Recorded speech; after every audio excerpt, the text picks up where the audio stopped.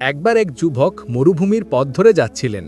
রাতে আকাশ ভর্তি তারা, কিন্তু তার মনে ছিল ঘোর অন্ধকার, কারণ সে অনেক দিন ধরে খারাপ কাজে অভ্যস্ত ছিল এবং আল্লাহর পথ থেকে দূরে সরে গিয়েছিল।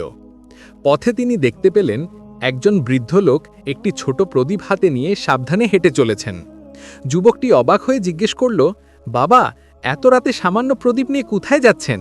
আলো তো সামান্যই। বৃদ্ধ মুচকি হেসে বললেন, বৎস, আমি সেই আলোর সন্ধানে যাচ্ছি যা আমার ভুলগুলোকে আলোকিত করবে। এই প্রদীপের আলো হয়তো সামান্য, কিন্তু এটি আমাকে এক ধাপ এগিয়ে যেতে সাহায্য করবে। আমি জানি পাপের অন্ধকার গভীর, কিন্তু আল্লাহর রহমতের আলো তার চেয়েও অনেক বড়। যুবকের হৃদয়ে কথাটি গভীরভাবে নাড়া দিল।